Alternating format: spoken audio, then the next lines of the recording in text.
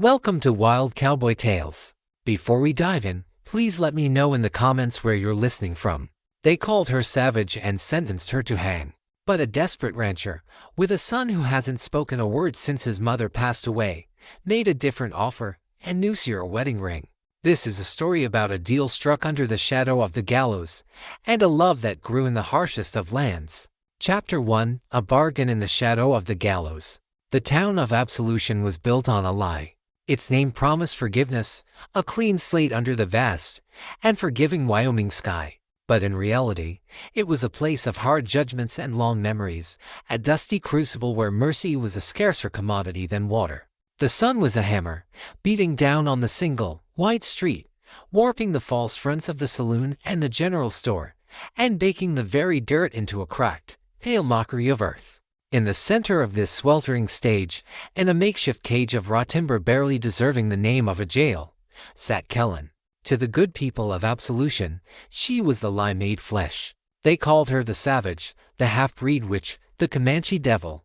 The words were stones they threw at her from the safety of the boardwalk, their faces contorted with a righteous fury that was little more than fear given a voice. They saw her long and bound hair, as black and wild as a mustang's mane.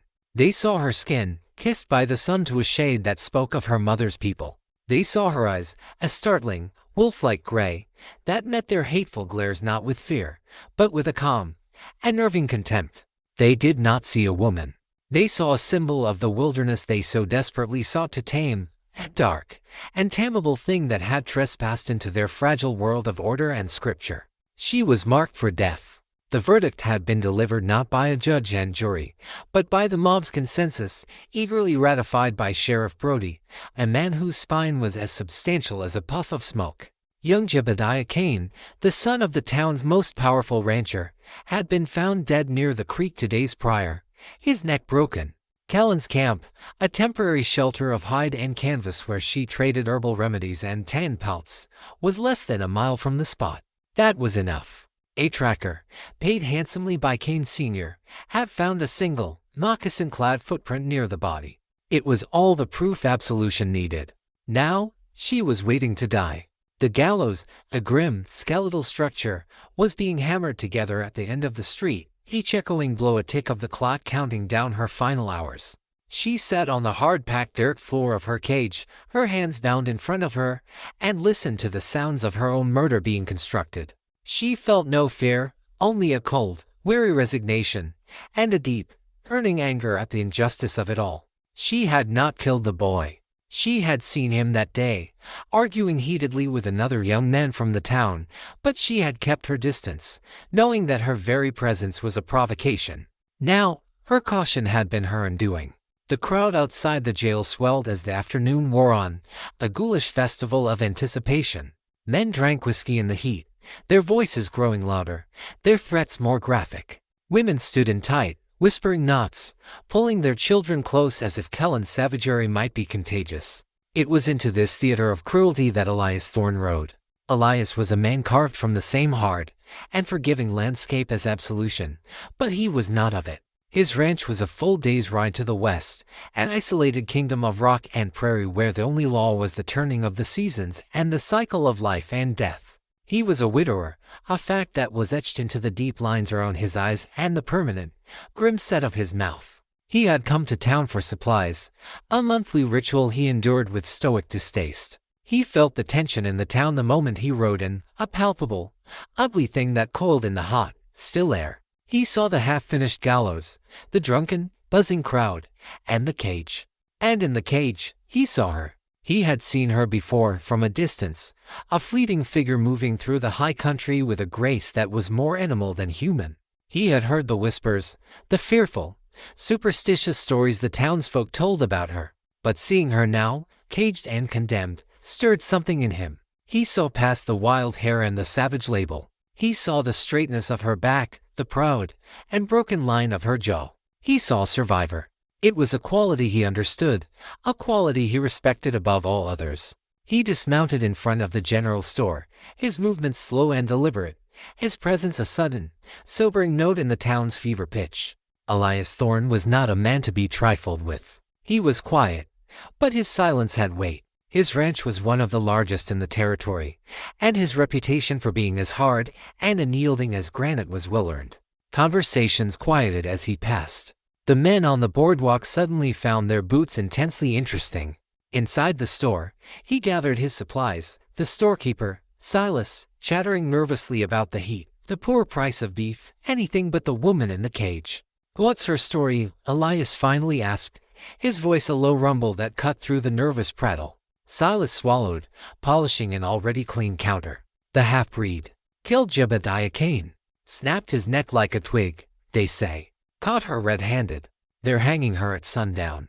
Elias looked out the dusty window at the cage. He saw a small girl, no older than 5, dart out from the crowd and throw a rock at Kellen. It struck the bars with a clang. The child's mother quickly pulled her back, but she was smiling, a look of grim, parental approval on her face. A cold disgust settled in Elias's gut. This wasn't justice. This was a lynching, a sacrifice to appease the town's own fear of the wilderness. He paid for his supplies, his mind elsewhere. As he loaded the sacks onto his pack mule, his thoughts drifted, as they always did, back to his ranch, back to his son, Caleb, 7 years old, and as silent as the stones on his mother's grave.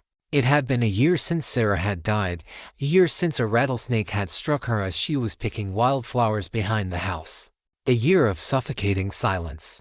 Caleb had not spoken a single word since the day he had watched his mother die. Elias had tried everything.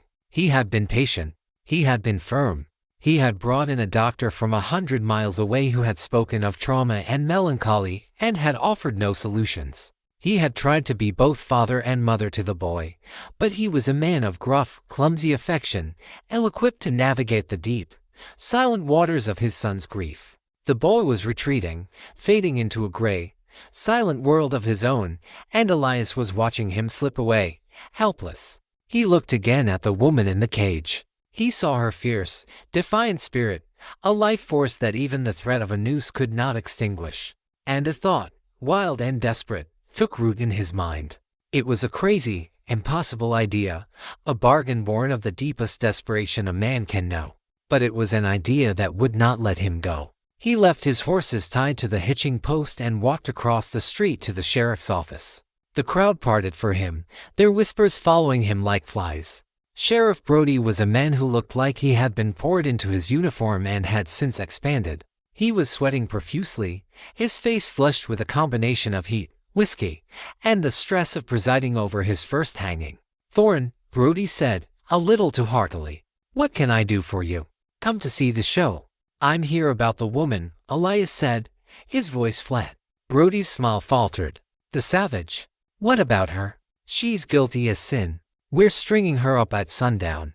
Cain Sr. is insistent. "She's not going to hang," Elias stated, not as a request, but as a fact. Brody blinked, then let out a nervous laugh. "Now, hold on, Elias. This is a matter for the law. The town wants justice." "That isn't justice out there," Elias said, gesturing with his head towards the street.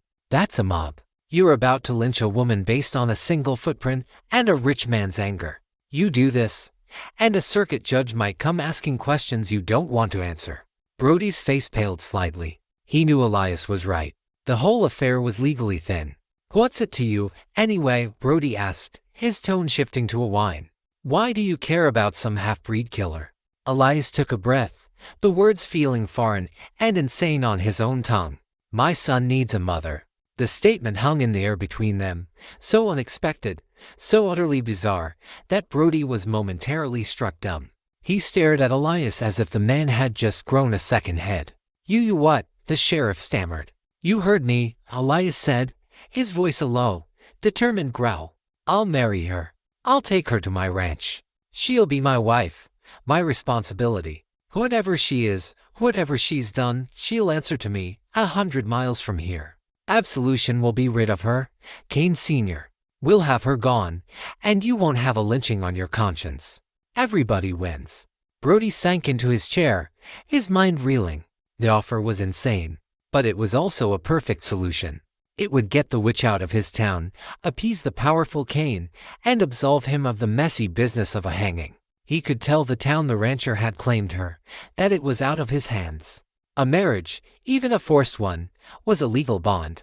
"Are you out of your mind, Thorne?" Brody asked, though his eyes already held the glint of a man who has found his escape hatch. "She's a savage. She'll likely slit your throat in your sleep."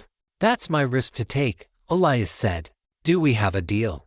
10 minutes later, Elias stood before the cage, Sheriff Brody at his side, looking distinctly uncomfortable. The crowd had gone silent, sensing a shift in the day's planned entertainment. Kellen looked up at him, her gray eyes narrowed, wary. She saw a tall, broad-shouldered man with a face that looked like it had been carved from old oak. His eyes were the color of a winter sky, and they held a deep, abiding sorrow that she recognized, for it was a mirror of her own. "Kellen," the sheriff began, clearing his throat. "This here is Elias Thorne. He's made an offer." She said nothing, her gaze fixed on Elias. "They aim to hang you at sundown," Elias said, his voice direct, stripped of any preamble. "I'm offering you another choice. I'm a rancher, a widower. I have a 7-year-old son. He needs a mother." He paused, the words stark and brutal in their simplicity. "I'm offering you my name and the protection of my roof. I'm offering you your life. In exchange, you become my wife and a mother to my boy." Kellen stared at him, her mind struggling to process the sheer audacity of the proposition. A cage for a cage. A noose for a wedding ring. He wasn't offering her freedom. He was offering her a different kind of servitude. To be a wife to this stranger, a mother to a child she had never met. It was a life she had never imagined, a life she did not want. But then she heard the hammer blows from the end of the street, a steady, rhythmic countdown to her death. She felt the hatred of the crowd, a physical, suffocating force. She looked at the gallows, a stark silhouette against the setting sun, and then back at the man. He was not offering her love, or kindness, or even respect. He was offering her tomorrow. And tomorrow was something she had not expected to have. Her pride, the wild, intamable core of her being, screamed at her to refuse, to choose a clean death over a captive life. But the instinct to survive, the stubborn, deep-rooted will to live that had seen her through a life of hardship and loneliness, was stronger. "Why?" she asked, her voice a low, raspy whisper, the first word she had spoken since her capture. "Why me?" Elias's gaze did not waver. "Because my son is lost in silence, and you look like a woman who knows how to survive. Maybe you can teach him how." It was the truest thing he could say. Kellen looked at him for a long, silent moment, searching his face for any hint of deceit, of trickery. She found none. Only a desperation as deep and profound as her own. To desperate people, making a desperate bargain. She gave a single, sharp nod. "I accept." The wedding was a farce, conducted in the dusty sheriff's office by a bewildered Brody, who read the rites from a tattered book he had found in his desk. Kellen's hands were unbound only for her to stand beside this grim-faced stranger. She did not receive a ring.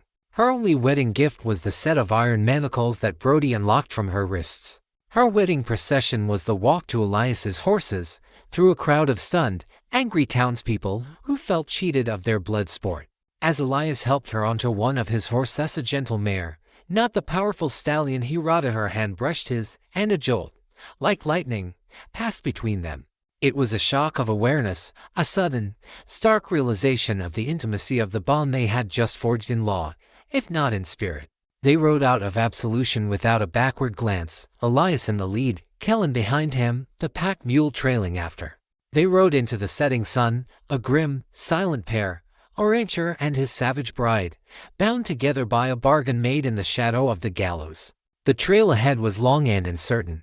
Kellen was trading a certain death for an unknown fate, leaving behind a world that hated her for a world that was a complete mystery. She was now the property, the responsibility, of the stone-faced man who rode ahead of her. She had survived. But as the last, blood-red rays of the sun bled out over the horizon, plunging the world into the cold and forgiving darkness of the prairie, she couldn't help but wonder if she had just traded a quick death for a slow one. The life she had known was over. A new, terrifying chapter had just begun. Chapter 2, The Silent Kingdom.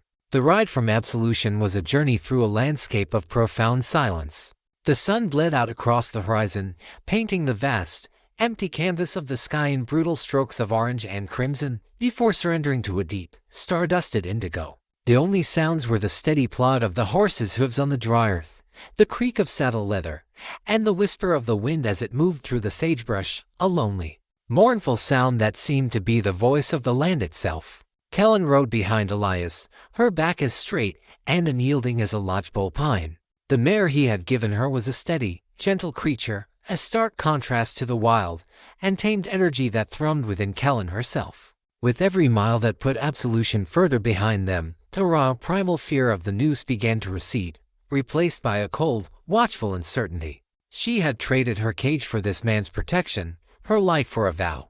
She was no longer a prisoner of the town, but she was now a prisoner of this bargain, and she did not yet know which was the lesser of two evils. She watched the man who rode ahead of her, a broad-shouldered silhouette against the deepening twilight. He rode with an easy, practiced grace, a man who was as much a part of this landscape as the rocks and the trees. He had not spoken a word to her since they had left the town, his silence a wall as impenetrable as the mountains that were beginning to loom on the horizon. Who was this man, this Elias Thorne, who would bargain for a woman on her way to the gallows? What kind of desperation drove a man to such a mad act? He had spoken of a son, lost in silence. Kellen, who had spent most of her life in a world of quiet observation, understood the weight of silence better than most. She knew it could be a shield, a refuge, or a prison. She wondered which it was for the boy, and what this man truly expected of her. Her survival instincts, honed by a lifetime of being an outsider, were on high alert. She was cataloging everything. The way the land began to rise, the scent of pine on the night air, the call of a distant owl. This was her new territory, and she needed to learn its every secret, its every escape route. She was a wolf in a new, unfamiliar valley, and she needed to know where the dangers lay and where she might find sanctuary. They rode through the night, stopping only once to water the horses at a moonlit creek. Elias moved with a quiet efficiency, checking the animals, refilling their canteens, never speaking, his face a grim, unreadable mask in the pale light. He offered her a piece of jerky, his hand brushing hers in the exchange. The brief contact was like a spark of static electricity, a sudden, jarring reminder of the strange, legal intimacy that now existed between them. She was his wife. The thought was so absurd, so alien, that it was like a stone in her gut. Just before dawn, as the eastern sky was beginning to soften to a pale, bruised purple, they crested a ridge, and Elias finally reined in his stallion. He gestured with his head to the valley that lay spread out below them. "We're home," he said, his voice a low, rough thing, gritty with exhaustion. Kellen looked down, and her breath caught in her throat. It was not a valley, so much as a kingdom. A vast, isolated bowl of land, cradled by towering, pine-clad mountains on three sides. A river, a ribbon of silver in the pre-dawn light, snaked its way through the valley floor, feeding lush meadows of green that stood in stark contrast to the dry plains they had just crossed. In the center of it all, nestled in a grove of cottonwood trees, was the ranch. It was a fortress built of log and stone, solid and unyielding. The main house was large, a two-story structure with a wide, covered porch. A sturdy barn, several corrals, and a handful of smaller outbuildings were spread out around it.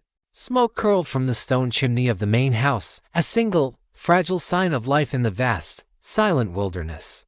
It was a place of stark, rugged beauty, but it was also a place of profound isolation. It was a kingdom, and Elias Thorne was its king. And she realized with a chill, was its new, captive queen. As they rode down into the valley, the world slowly coming alive with the first rays of the sun, Kellen felt the full weight of her bargain settle upon her. This beautiful, isolated place was to be her new cage, a larger, more scenic prison, but a prison nonetheless. An old man, his back bent with age but his eyes sharp and alert, emerged from one of the outbuildings as they approached. He was the source of the smoke, the ranch hand who kept the home fires burning. He looked at Kellen, his gaze lingering for a moment, a mixture of surprise and wary curiosity in his eyes, before he turned his attention to Elias. "Elias," he said, his voice a gravelly rasp. "You're back. Had me worried." "Had some business in town, Gus," Elias said, dismounting. "This is Kellen. She'll be staying." The old man, Gus, gave Kellen another, longer look, and a slow, dawning understanding crossed his weathered face. He gave a slight, almost imperceptible nod, a silent acknowledgement of a situation he clearly did not understand but was wise enough not to question. "Ma'am," he said, touching the brim of his dusty hat. Elias turned to Kellen, his face unreadable. "Gus will take the horses. Let's go inside. My son Caleb, he'll be awake." The air was suddenly thick with a new tension. This was the reason for the bargain, the heart of the whole mad transaction. The boy. The inside of the house was like the man who owned it, solid, functional, and devoid of any softness.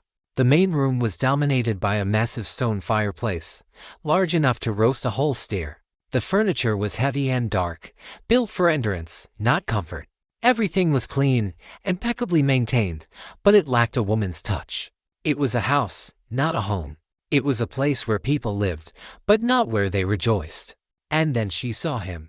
He was sitting at the large wooden table in the center of the room, a small, solitary figure in the vast space. He had a bowl of oatmeal in front of him, but he wasn't eating. He was just staring into it, his small shoulders slumped. He had his father's dark hair, but his frame was slight, almost fragile. "Caleb," Elias said, his voice softer than Kellen had yet heard it, but still holding an awkward and practiced edge.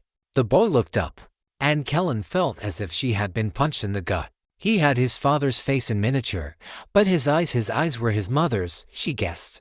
They were a deep, clear blue, and they were filled with a sorrow so profound, so ancient, that it seemed impossible for a child to contain it. They were the eyes of a very old soul trapped in a very young body. He looked at his father, and then his gaze shifted to Kellen. He stared at her, his blue eyes wide, taking in her travel-stained buckskins, her wild and bound hair, the color of her skin. His gaze was not one of childish curiosity. It was a look of deep, unnerving scrutiny, and something else, something that looked like betrayal. "Caleb," Elias said again, moving into the room. "This is Kellen. She's going to be living with us now. She's going to help me take care of you." It was a clumsy, inadequate explanation, and the boy's eyes narrowed. He looked from Kellen to his father and back again. He saw her not as a helper, not as a friend, but as an intruder, an imposter, a replacement. His small mouth tightened into a thin, hard line.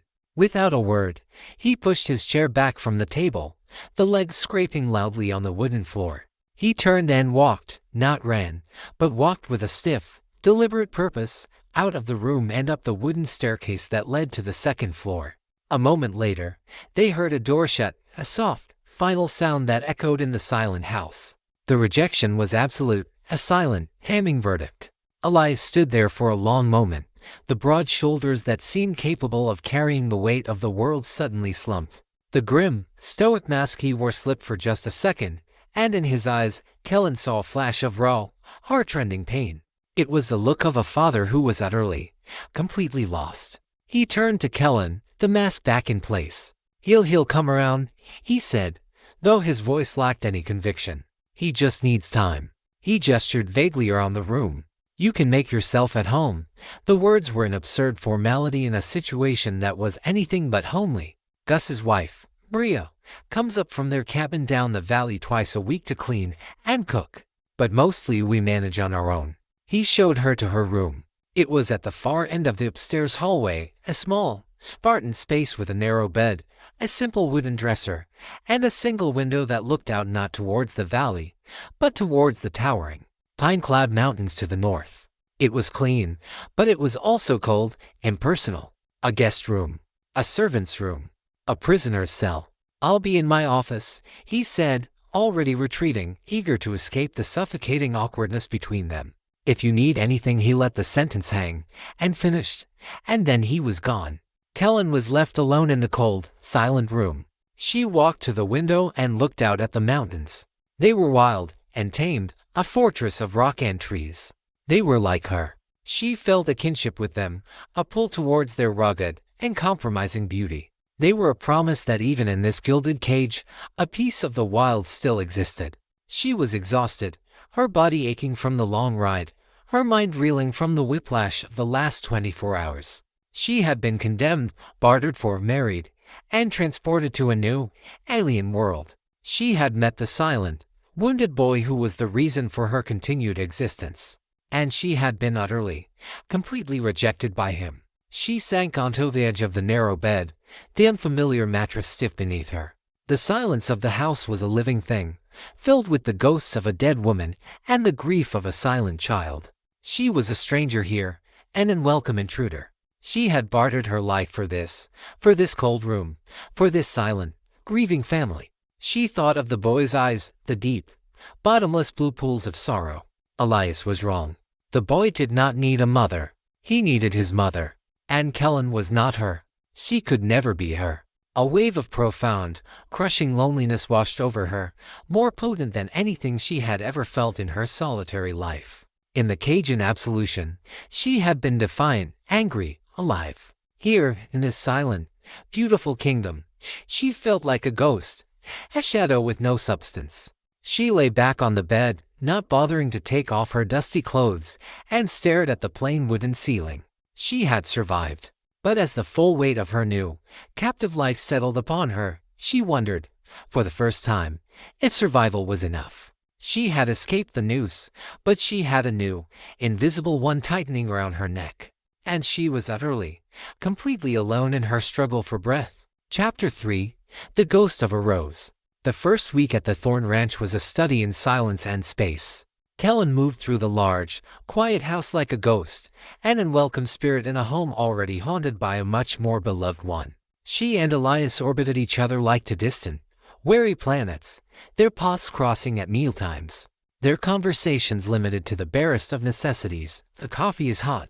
I'll be mending the fence line near the north pasture. Do you need anything from the storeroom?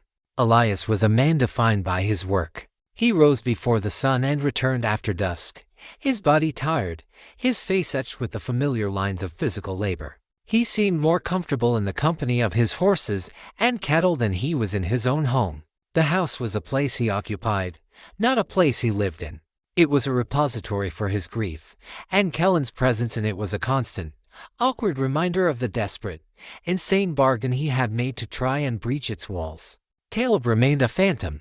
Kellen would catch glimpses of him, a small face peering from an upstairs window, a flash of movement at the end of a hallway. He never spoke. He never came near her.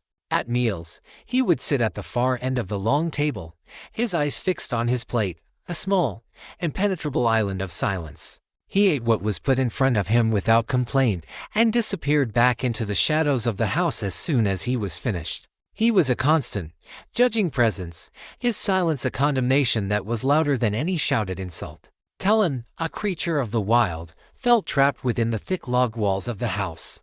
It was a clean, sturdy, well-built cage, but a cage nonetheless. She found her solace, and her purpose, outside. In the first few days, she began to explore the valley, her new, larger prison. She did not venture far at first, staying within sight of the ranch house. But with each passing day, her circles grew wider. She learned the land with the intimacy of a lover. She learned the names of the wild flowers that grew in the meadows, the taste of the wild berries that grew in thickets along the river, the calls of the hawks that soared on the updrafts from the mountains. She found a language here that she understood, a language of wind and water and growing things. The land did not judge her. It did not care about the color of her skin or the whispers of men. It simply was, and it allowed her to simply be. It was during these explorations that she found the ghost. Behind the main house, tucked away in a small, sheltered spot that was protected from the wind, was a garden. Or what had once been a garden. It was now a tangled, overgrown riot of weeds and neglect. But beneath the chaos, Helen could see the bones of what it had once been. A stone-lined path, almost completely obscured by crabgrass. A trellis, leaning precariously, choked with the dead, thorny vines of what must have once been a climbing rose. And in the center, a single, stubborn rosebush, a survivor, that was still managing to produce a few pale, fragrant pink blossoms amidst a thicket of thistle and nettle. This was Sarah's garden. It was the first place on the entire ranch where Kellen had felt the presence of Elias's first wife, not as an absence, but as a living memory. She could almost see her, a woman with kind hands and a love for beautiful things, kneeling in the dirt, coaxing life from the hard, Wyoming soil. This small, neglected patch of earth held more of Sarah's spirit than the entire, silent house. Kellen stood at the edge of the garden for a long time, a strange mixture of emotions swirling within her. There was a profound sadness for the woman she had never known, for the love and beauty that had died here. There was a flicker of something that felt dangerously like jealousy, or resentment for this perfect, beloved ghost whose memory held Elias and Caleb in its thrall. And there was a dawning sense of purpose. She would bring the garden back to life. It was not a conscious decision to win over the boy or his father. It was something more primal. It was an act of defiance against the neglect, the decay, the suffocating grief that permeated this place. It was an act of life, of creation, in a place that had been defined by death. She began the next morning. She found a set of old, rusty gardening tools in the back of a shed. Her hands, skilled in the delicate work of beating and the hard work of skinning a deer, were not accustomed to this kind of labor. The first day was a battle. She fought with the stubborn, deep-rooted weeds, the thorny vines, the baked, compacted earth. By the end of the day, her hands were raw, her back ached, and she had cleared only a small corner of the garden.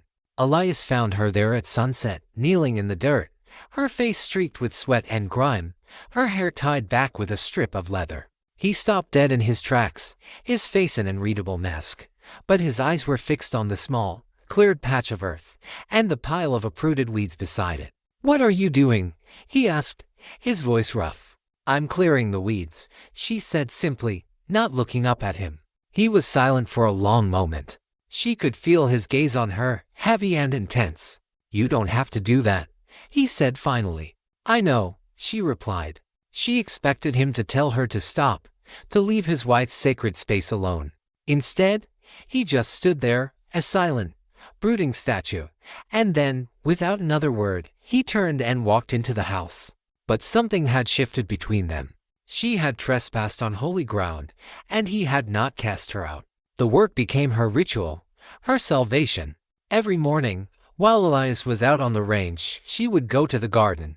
She worked with a fierce, single-minded intensity. She unearthed the stone path, clearing it of weeds and resetting the loose stones. She carefully, painstakingly, untangled the dead vines from the trellis, her hands and arms becoming a crisscross of scratches. She pruned the lone, surviving rosebush, her knowledge of plants telling her which branches to cut to encourage new, stronger growth. She was not just clearing a garden, she was performing a kind of archaeology, and covering the ghost of the woman who had created it. She found small, buried treasures, a small, smooth stone that must have been a border marker, a child's lost tin soldier, half buried near the path, and, near the base of the rosebush, a small, flat stone with a single word carved into it, hope.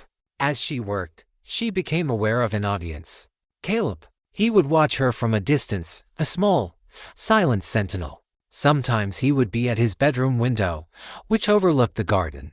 Other times, he would be half hidden behind the corner of the barn, his blue eyes following her every move. He never came closer. He never spoke. But he was watching. He was watching her bring his mother's garden back to life. One afternoon, Kellen was struggling to right the heavy, leaning trellis. She had cleared its base and was trying to push it back into a vertical position, but it was too heavy for her to manage alone. She grunted with the effort, her feet slipping in the loose dirt. Suddenly, she felt the weight lessen. She looked up, startled, to see Caleb. He had come into the garden. He was standing on the other side of the trellis, his small hands pressed against the weathered wood, his thin arms straining as he pushed with all his might. Kellen stared at him, her heart hammering in her chest. It was the closest he had ever been to her, the first time he had ever voluntarily entered her space. His face was a mask of concentration, his brow furrowed, his lips pressed into a thin line.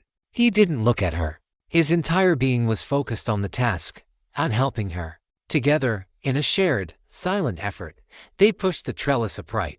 It settled back into its proper place with a soft thud. The moment it was secure, Caleb dropped his hands and took a step back, as if he had touched fire. He looked at her, his eyes wide, a mixture of fear and surprise on his face, as if he were startled by his own actions. Then, without a sound, he turned and fled from the garden, disappearing back into the safety of the house. Kellen stood there, her breath coming in ragged gasps, her hands pressed against the trellis. Her hands were shaking. It was a small thing, a shared moment of physical effort that had lasted no more than 30 seconds. But it was a beginning. It was the first crack in the wall of his silence. He had not spoken, but he had communicated. He had helped her. In the silent, shared language of work, they had connected. That evening, a change occurred at the dinner table. When Elias served the stew, Caleb, instead of sitting at the far end of the table, hesitated, and then sat in the chair next to his father, one seat closer to Kellen than he had ever sat before. It was a small, almost imperceptible shift, but in the silent, charged atmosphere of the Thorne household, it was an earthquake. Elias noticed it, of course. A flicker of surprise, quickly hidden, passed through his eyes. He looked from his son to Kellen, who was staring at her plate, her heart beating a little too fast. He didn't understand what had happened, what had prompted this change. But he saw the scratches on Kellen's arms, the dirt still ingrained under her fingernails, and he looked out the window at the garden, where the trellis now stood straight and tall against the evening sky. Later that night, long after Caleb was in bed, Kellen was sitting on the porch, nursing her sore hands, when Elias came out. He didn't sit, but leaned against one of the porch posts, a dark, silent shape in the moonlight. "Thank you," he said, his voice a low rumble in the darkness. "For what?" she asked, though she knew. "The garden," he said. "I couldn't bring myself to touch it after she was gone. It was easier to let the weeds take it." He paused, and she could hear the raw, ragged edge of grief in his voice, still sharp after a year. "Seeing it like that, it was a reminder of what I'd lost. But now seeing you bring it back, it feels different. I didn't do it for you," she said, her voice quiet but firm. It was important that he understood that. She was not trying to be Sarah. "I know," he said, and the simple, two-word acknowledgement was a gift. He was beginning to see her not as a replacement, not as a solution, but as a person in her own right. "Sarah loved that garden," he continued, his voice softer now, lost in memory. "She could make anything grow. She used to say it was her own little piece of heaven in this hard country. She planted that rose bush the day Caleb was born. She called it her hope bush." He fell silent, and in the shared quiet, Kellen looked at her own scratched, calloused hands. She had been working to resurrect a ghost's garden, but in the process, she had begun to plant her own roots in this strange and welcoming soil. She had found a small piece of common ground with the silent boy, and she had unearthed a piece of the story of the man who was now her husband. The ghost of Sarah was still there. Her memory was in the fragrant pink blossoms of the rosebush, in the very soil of the garden. But for the first time, her presence did not feel like a barrier. It felt like a bridge, a silent, fragrant connection between three grieving, lonely people. The work was far from over, but for the first time since she had ridden into this silent kingdom, Kellen felt a tiny, fragile blossom of something that she had not allowed herself to feel in a very long time: hope. Chapter 4: The Language of the Wild. The shared moment at the trellis did not miraculously open the floodgates of communication with Caleb.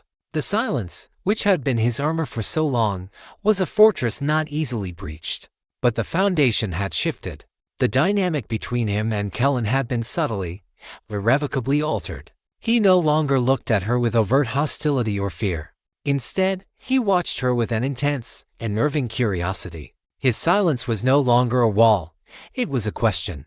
Kellen understood this. She knew that to push, to demand words from him, would be to send him retreating back into his shell. The language of his grief was not one of words, and so she would have to meet him on different ground. She was a woman of the wild, and she knew there were other, older languages, the language of patience, of observation, of shared existence. She continued her work in the garden, and Caleb continued to be her silent apprentice. He would appear as she worked, sometimes helping her pull the smaller weeds, other times just sitting on the newly unearthed stone path, watching her hands as she carefully tended the plants. He was learning, absorbing. He learned the difference between the scent of mint and the scent of yarrow. He learned how to tell which plants were weeds and which were dormant flowers waiting to be reborn. Elias watched this silent, unfolding ballet from a distance, a storm of conflicting emotions warring within him. There was a profound, overwhelming sense of gratitude that brought a lump to his throat. This wild, strange woman he had brought into his home was reaching his son in a way he had never been able to. She was chipping away at the ice that had encased Caleb's heart. But there was also a pang of something he was ashamed to admit was jealousy. He was the boy's father, and yet he was an outsider to this silent world they were building, a world of dirt and leaves and unspoken understanding. He was a stranger in his own home, watching his son form a bond with a woman who, by all rights, was a stranger herself. The real breakthrough came not from the garden, but from the sky. One afternoon, Kellen was down by the river, gathering smooth, flat stones to finish the border of a new flower bed, when she saw it, a young red-tailed hawk. Perched on a low-hanging branch of a cottonwood tree, one of its wings hanging at an unnatural, broken angle. It was a fledgling, barely old enough to have left the nest, and it was in distress, its sharp eyes filled with a mixture of pain and fear. Her heart went out to the creature. She knew its fate if left alone. It would starve, or be taken by a coyote. She approached it slowly, her movements calm and non-threatening, speaking to it in a low, soothing murmur, the way she would to a spooked horse. The hawk watched her, its head cocked, its body tense, but it did not try to fly away. It knew it was trapped. With a final, swift movement, she gently but firmly took hold of it, wrapping it in a piece of burlap she had brought with her, careful to secure its good wing and its dangerous talons. She carried it back to the ranch, not to the house, but to an old, unused shed that had once been a chicken coop.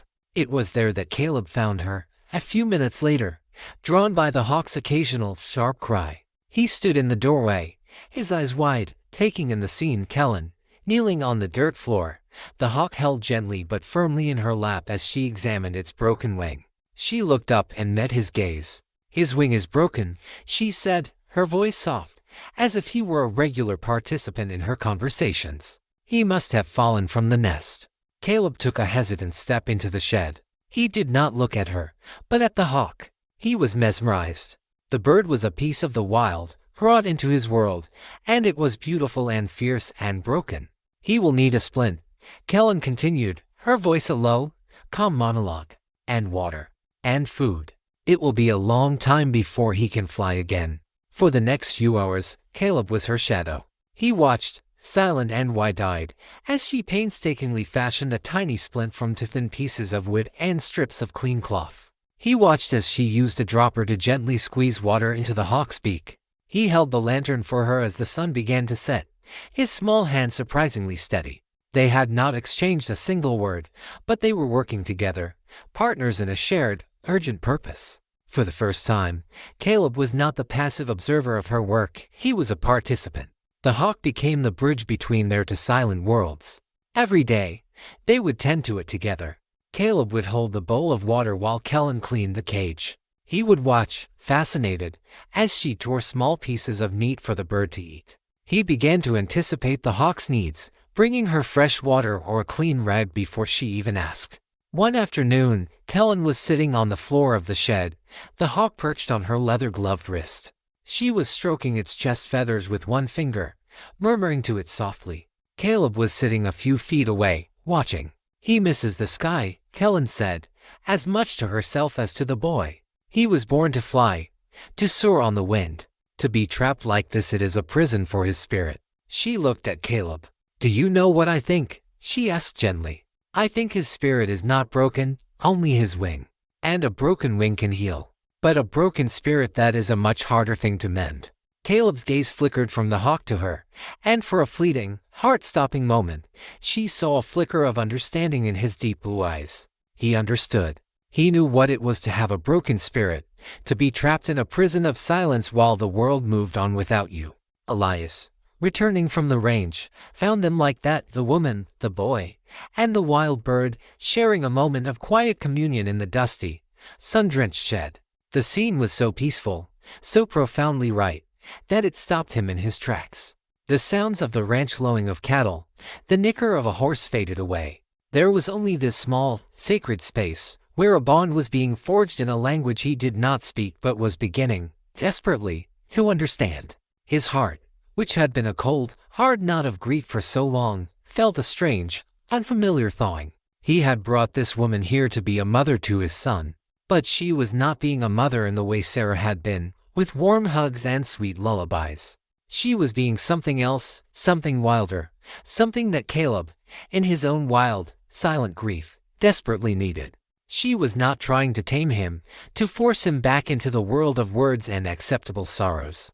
She was meeting him in his own wilderness, and showing him the way out, not by pulling him, but by walking beside him. That night, the atmosphere in the house was different. The silence was not as heavy, not as suffocating. After dinner, Elias was cleaning his rifle at the big table, a nightly ritual. Kellen was mending one of Caleb's shirts, her stitches small and neat. Caleb, instead of disappearing upstairs, lingered. He sat on the floor by the hearth, not looking at either of them, but not leaving either. He was content, for the first time, to simply be in the same room with them. He was becoming a part of their small, strange pack. "The hawk," Elias said, his voice startling in the quiet. "Will it fly again?" "Yes," Kellen said, not looking up from her sewing. "The bone is setting cleanly. He is strong. In a few weeks, we will take him to the high cliffs, and the wind will teach him what he has forgotten." "We?" Elias asked, his voice carefully neutral. Kellen looked up then, and her gray eyes met his across the table. "Yes," she said. "We." The word hung in the air between them, a small, simple word that held the weight of a new reality. It was no longer you and I and the boy, it was we. A log in the fireplace shifted and settled, sending up a shower of bright, golden sparks. Elias looked from Kellen's calm, steady face to his son, who was tracing patterns in the dust on the hearthstones, and he felt a feeling he had not allowed himself to feel in over a year. It was a dangerous, terrifying, wonderful feeling. It was hope. He had made a desperate bargain to save his son. He had bartered for a savage to be a mother. But he was beginning to realize that the bargain was far more complex than he had ever imagined. He was not just saving his son. He was saving himself. And this strange, wild woman, who spoke the language of broken things, was, impossibly, the one who was saving them all. The cage he had brought her to was, without his even realizing it, becoming a home. And the walls he had built around his own heart were, stone by painful stone, beginning to crumble. Chapter 5. Whispers from Absolution. The fragile piece of the Thorn Valley was a world unto itself, a kingdom sealed off from the noise and judgment of men. The rhythms of life were dictated by the sun and the seasons, not by the hands of a clock. In this isolated world, the strange, silent family of Elias, Kellen, and Caleb began to find a tentative and spoken harmony. The language of the wild, of shared tasks and quiet companionship, was slowly but surely knitting them together. The hawk, which Caleb had silently named Sky by pointing first to the bird and then to the vast blue expanse above, was healing. Its presence was a constant, living bridge between Kellen and the boy. The garden, under Kellen's patient hands, was beginning to flourish, the ghost of Sarah's roses blooming alongside the wild herbs Kellen had transplanted from the mountainside. The house itself was changing. Kellen had brought the outside in, a vase of wild flowers on the table, a bowl of fragrant pinnacones on the mantel. Small touches that were not an erasure of Sarah's memory, but a gentle blending of the new with the old. Elias found himself a stranger to his own life. He would come home from a long day on the range, a deep weariness in his bones, and the sight of Kellen and Caleb sitting together on the porch steps, watching the hawk flex its mending wing, would stop him in his tracks. A warmth would spread through his chest, a feeling so foreign and so potent that it almost frightened him. He was beginning to look forward to the evenings, to the quiet, shared space in front of the fire. He found himself watching Kellen, the way the firelight caught the sharp, intelligent planes of her face, the quiet competence of her hands, whether she was skinning a rabbit or mending a shirt. The bargain, the stark, brutal contract that had brought her here, was becoming a distant memory. He no longer saw her as the savage, the solution to his problem. He saw her as Kellen, a woman of quiet strength, of fierce intelligence, of a deep, profound connection to the world that he, in his grief-stricken solitude, had forgotten how to feel. The physical awareness between them, the spark that had ignited when he had first helped her onto the horse, was now a constant, low-burning fire. A shared glance that held a moment too long, an accidental brush of hands as they reached for the same pot. These small moments were charged with an unspoken, dangerous energy. He was a widower who had sworn off love, and she was a woman who had never known it in a form that wasn't a threat. They were two wounded, weary animals, circling each other, and sure of the steps to this new and familiar dance. But the world outside the valley had not forgotten them. Absolution had a long memory, and its whispers were carried on the wind. The intrusion came in the form of Jedediah Cain Sr., the man whose son's death had nearly led to Kellen's. Cain was a man whose power and wealth were matched only by his arrogance. He rode into the Thorn Valley one afternoon with 2 hired men, his presence an immediate, jarring violation of the valley's peace. Elias was in the corral, breaking a young colt, when he saw them coming. He stopped what he was doing, a cold knot tightening in his stomach. Kellen, who had been hanging laundry on a line near the house, also froze, the wet sheet clutched in her hands. The sight of Cain was the sight of the gallows, of the hateful crowd, of a past she had desperately tried to leave behind. Caleb, who had been nearby, watching Kellen with the hawk perched on a post beside him, saw the men, and then he saw the look on Kellen's face. He had never seen her afraid before. The fear on her face, a woman he had come to see as an unshakable force of nature, terrified him. Without a sound, he scooped up the hawk and fled into the house, the screen door slamming shut behind him. Elias walked slowly out to meet the riders, his body placing himself squarely between them and the house, between them and Kellen. His face was a mask of cold, dangerous calm. "Cain," Elias said, his voice flat.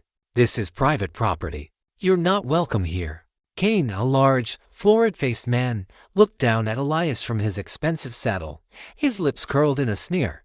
"I go where I please, Thorn. I heard some crazy stories. Had to see for myself. The word in absolution is you've lost your mind. That you've taken up with the Comanche devil that murdered my boy." His eyes slid past Elias to Kellen, and his sneer deepened. "So, it's true. You're keeping her as your whore. I should have known. It takes a savage to love a savage." A muscle jumped in Elias's jaw.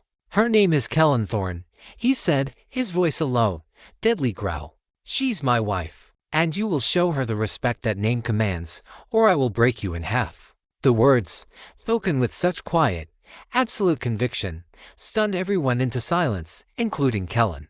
"My wife." He had said the words not as part of a bargain, not as a legal technicality, but as a claim, a shield, a declaration.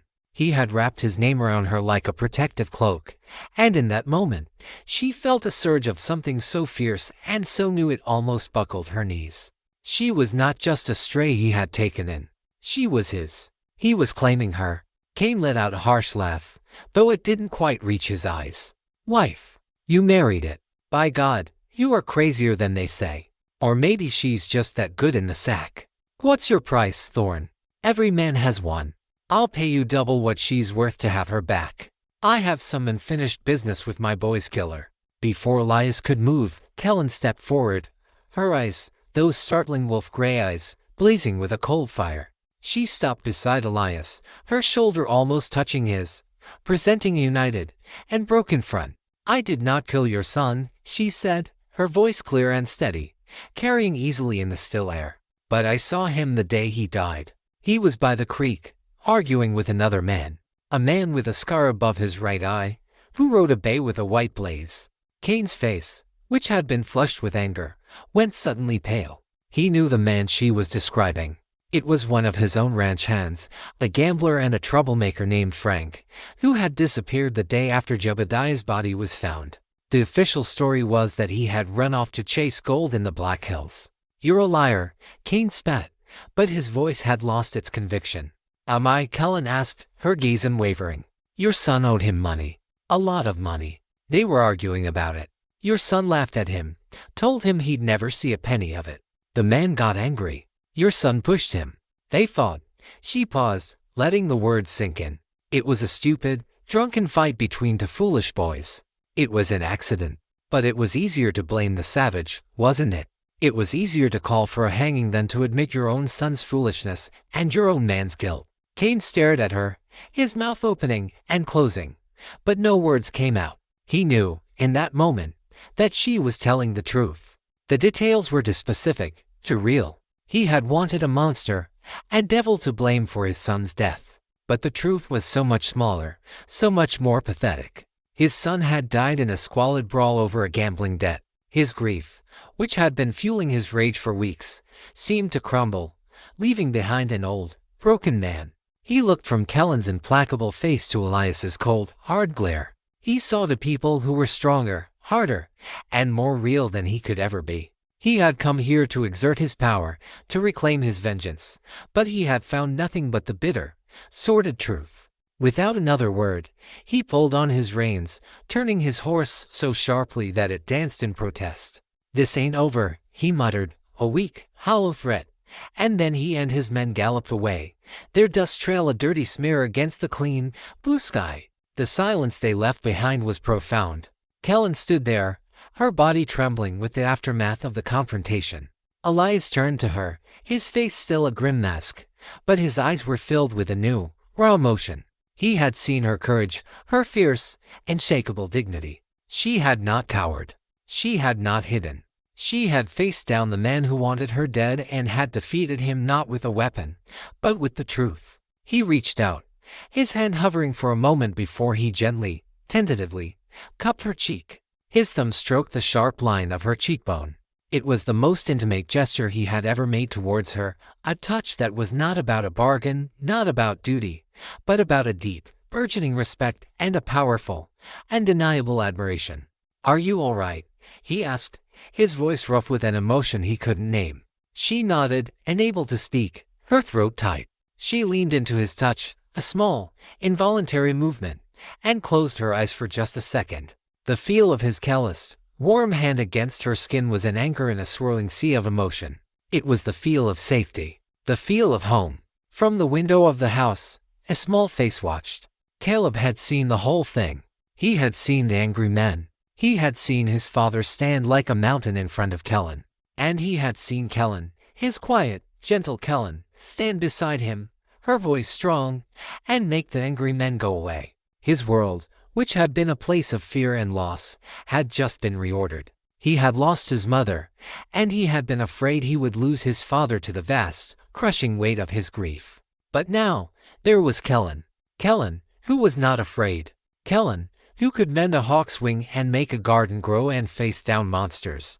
In his small, 7-year-old mind, a simple, powerful truth took root. His father was not alone anymore. And neither was he. The confrontation with Cain was a storm that, once past, cleared the air. The whispers from absolution had been faced and silenced. The last, lingering shadow of the gallows had been banished. They had been tested as a unit, as a family, and they had not broken. That night, for the first time, Elias did not retreat into his grief. And Kellen did not retreat into her defensive solitude. A wall had been torn down, and in the space it had left, something new and fragile was beginning to grow. The bargain was dead, but the marriage, impossibly, was just beginning to come to life. Chapter 6, The First Word. The aftermath of Cain's visit was a profound, unspoken shift in the valley's emotional landscape. The confrontation had acted like a lightning strike, grounding the volatile, unspoken energy that had defined their lives. Elias had publicly, forcefully, claimed Kellen as his wife. Kellen had publicly, forcefully, defended her honor and, by extension, their home. They had stood together, a united front against the outside world. The line drawn in the dust that day was not just against Cain, it was a line that defined the three of the Melias, Kellen, and Caleb as a single, fiercely protected unit, a family. The change in Elias was the most palpable. The grim, haunted mask he had worn for a year began to slip, not for fleeting moments, but for longer, more sustained periods. He started to come in from the range a little earlier in the evenings. He began to talk more, not just about the ranch and the work, but asking Kellen questions about the herbs she was growing, about the hawk's progress. He was seeing her, truly seeing her, not as a means to an end, but as the complex, intelligent, and courageous woman she was. His respect for her, which had been a quiet, grudging thing, was now a deep, open admiration. And with that admiration came a desire that both thrilled and terrified him. He found himself watching the way she moved, the effortless grace that was so at odds with the hard, rugged landscape. He would watch her hands, so capable and gentle, as she tended the hawk or kneaded dough for bread. He would lie awake at night in his cold, empty bed, the sound of her soft breathing audible from her room down the hall, and he would be filled with a longing so intense it was a physical ache. It was a feeling he had thought was buried with Sarah, and its resurrection filled him with a confusing mixture of guilt and a fierce, undeniable yearning for life. Kellen felt the shift as well. His defense of her had been a revelation. For her entire life, she had been her own and only protector. To have this powerful, silent man stand before her and declare to the world that she was his, that an insult to her was an insult to him, was a feeling so foreign and so profound it had shaken her to her core. She had come to his valley as a captive, a survivor bartering for her next breath. But she was no longer a prisoner. She was the lady of the ranch, the chatelaine of this silent kingdom. She was Mrs. Thorne.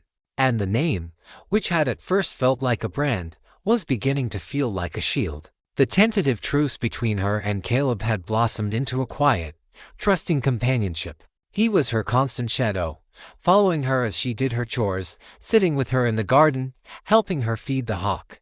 Their communication was still a silent one, a language of shared glances, of small, helpful gestures.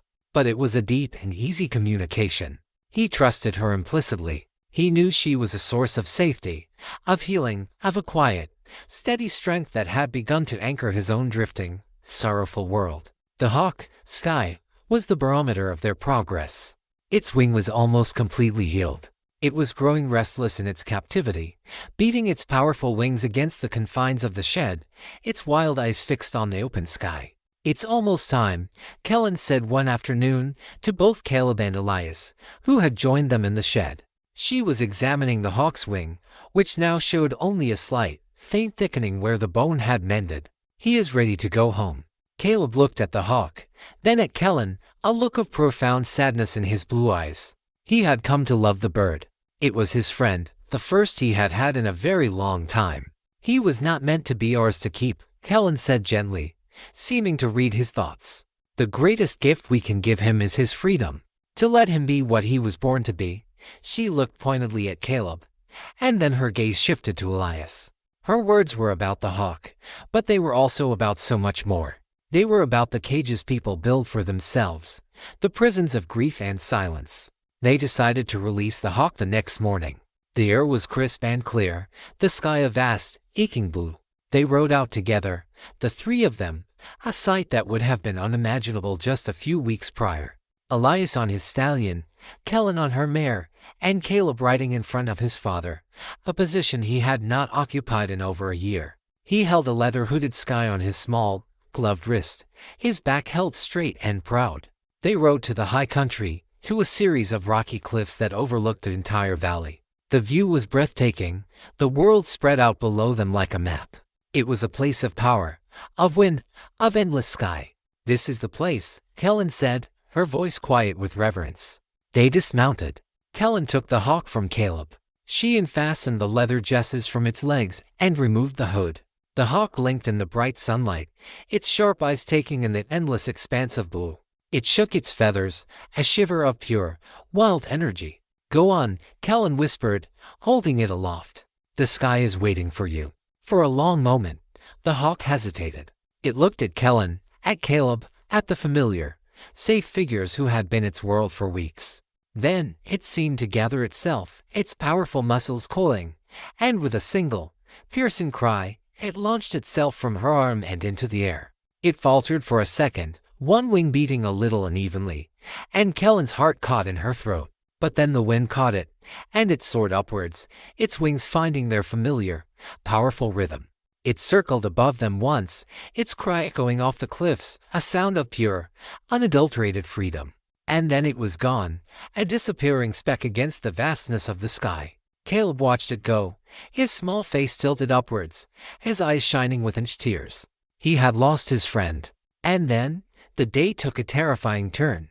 Caleb, lost in his sadness, had wandered a few feet away, to the very edge of the cliff, to watch the hawk's flight. He was standing on a rocky outcrop that overhung the steep drop. Elias and Kellen were watching him, their own emotions a mixture of pride and sadness for the boy. They heard the sound before they saw it, a low, dry, menacing rattle. Kellen's blood ran cold. She knew that sound. It was the sound of death, the sound that had taken Sarah's life. A large rattlesnake, coiled in the sun on the warm rock not 2 feet from Caleb's leg, was raising its head, its tail a blur of angry, vibrating motion. Caleb froze. He looked down and saw the snake. His face went completely, utterly white. The past and the present collided in a single, horrific moment. The monster that had taken his mother had returned. "Caleb," Elias breathed, his voice choked with terror. "Don't move." But Caleb couldn't hear him. He was trapped, paralyzed by a memory that had just become a terrifying reality. Time seemed to slow down. Elias was too far away to reach him in time. Any sudden movement would make the snake strike. Kellen reacted without thinking. Her instincts, the instincts of a creature of the wild, took over. She did not shout. She did not run at him. She dropped to the ground and began to move towards him, not on her feet, but on her belly, a low, slithering crawl that mimicked the snake itself. She kept her eyes locked on the reptile, her movements slow, smooth, non-threatening. The snake, its attention diverted by this new, strange movement, turned its head slightly, its forked tongue tasting the air. It was confused. "Caleb," Kellen said, her voice a low, hypnotic whisper, barely more than a breath of air. "Look at me. Look at my eyes. Don't look at the snake. Look at me." Caleb's terrified gaze lifted from the snake and locked with hers. Her gray eyes were calm, steady, an anchor in his storm of terror. "Now," she whispered, "when I tell you, I want you to take one very, very slow step backwards. Just one. Can you do that for me?" He gave a tiny, almost imperceptible nod. She waited a beat, her own heart hammering so hard she could feel it against the rocky ground. "Now, Caleb. Now." Slowly, agonizingly, he lifted his foot and took a single, shaky step back. It was enough. The moment his leg was clear, Elias, who had been circling around, launched the large rock he had picked up. It flew through the air and struck the snake with a sickening thud, breaking its back, killing it instantly. The immediate danger was over, but the shockwave was just beginning. Caleb stood there for a second, his body trembling violently. Then his legs gave out, and he collapsed to the ground, his small body racked with deep, silent sobs. Elias and Kellen rushed to him. Elias gathered him up in his arms, holding him tight, murmuring his name over and over, his own face pale with the aftermath of sheer terror. Kellen knelt beside them, her hand resting on Caleb's trembling back. She looked at the dead snake, its menacing rattle now silent, and then at the boy, whose silent grief had just been so violently, brutally reawakened. And then, from the depths of Caleb's small, shuddering body, a sound emerged. It was not a sob. It was a word, torn from a place of unimaginable pain and fear, a word that had been locked away for a solid year. "Mama," he cried, the sound raw, ragged, and heartbreakingly clear. He was not looking at Kellen. He was looking at the dead snake, at the memory of his mother, the word a desperate, belated plea for the woman who had not been saved. Elias froze, his arms tightening around his son. He looked at Kellen over the boy's head, his eyes wide with a mixture of shock, pain, and a dawning, incredulous wonder. Caleb's sobs began to subside, replaced by a series of hiccuping gasps. He pulled back from his father's embrace and looked at Kellen, his blue eyes swimming with tears. He had called for the mother he had lost. But now, his gaze found the woman who had just saved him. He reached out a small, trembling hand and touched her cheek. And then he spoke again, his voice a small, shaky whisper, but it was a voice. It was his voice. "Kellen," he said. The first word had been for his memory. The second was for his reality. The silence was broken. Tears streamed down Elias's face, the first tears he had allowed himself to shed since his wife's funeral.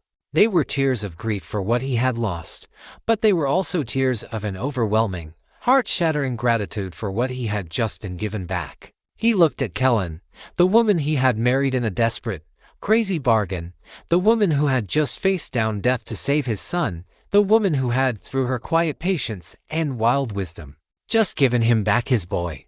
The bargain was a ghost, a distant, meaningless memory. In that moment, on that windswept cliff, with his son's voice a new, miraculous sound in the world, Elias Thorne knew, with a certainty that shook him to the very core of his being, that he was in love with his wife. Chapter 7, The Thawing of a Heart.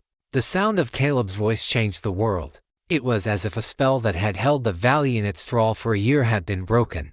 The oppressive, heavy silence that had been the fourth member of their family was gone, banished by a single, whispered word.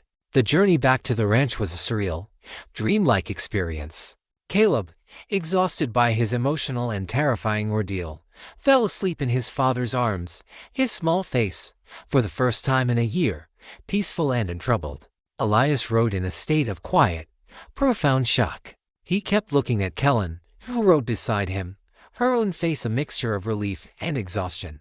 A miracle had occurred on that cliff top, and she was its author. He had bartered for a mother, but he had received a savior. The debt he owed her was immeasurable, a weight of gratitude so immense it was almost a physical presence in his chest. But beneath the gratitude, something else was stirring, something more complex and far more dangerous to the careful, frozen piece of his heart, love. It was a terrifying, exhilarating feeling, a spring thaw after a long, brutal winter, and it was melting the foundations of the solitary fortress he had built around himself. When they arrived back at the ranch, Elias carried the sleeping Caleb upstairs and tucked him into bed. He stood over his son for a long time, just listening to the soft, even sound of his breathing, a simple, beautiful sound he had taken for granted and would never do so again. Kellen was waiting for him in the main room when he came back down. She was standing by the fire, which she had rekindled against the evening chill, staring into the flames. The events of the day had left their mark on her. She seemed more fragile, more vulnerable than he had ever seen her. "He's asleep," Elias said, his voice quiet in the still room. She nodded, not turning. "That's good. He needs the rest." An awkward, charged silence fell between them. The old, familiar silence of strangers had been replaced by this new, humming silence of two people who had just passed through a crucible together and had been irrevocably changed. Everything was different now.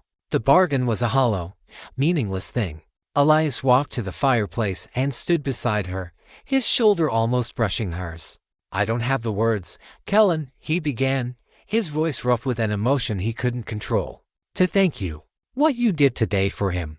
"I did what anyone would have done," she said, cutting him off, and comfortable with his praise. "No," he said, his voice firm. He turned to face her, his gaze intense. "That's not true." I froze. I'm his father, and I froze. All I could see was Sarah, all I could feel was that it was happening again. "But you were calm. You were magnificent." The word hung in the air between them, a beautiful, unexpected jewel. She finally turned to look at him, and what she saw in his eyes made her breath catch in her throat.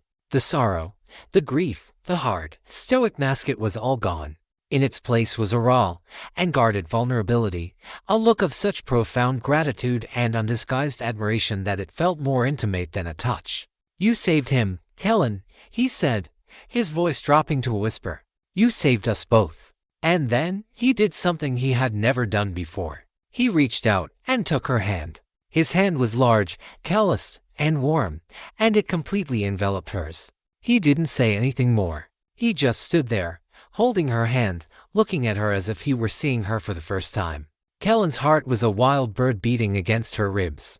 She had been touched by men before, but always with cruelty or contempt. This touch was different. It was a touch of reverence, of respect, of a deep and spoken connection. It was a touch that did not take, gave. It offered comfort and safety and something more, something that made a slow, delicious warmth spread through her entire body. They stood like that for a long time, the only sound the crackle of the fire, the silence between them no longer a void but a space filled with 1,000 unspoken things. The thaw that had begun in Elias's heart was now spreading to hers.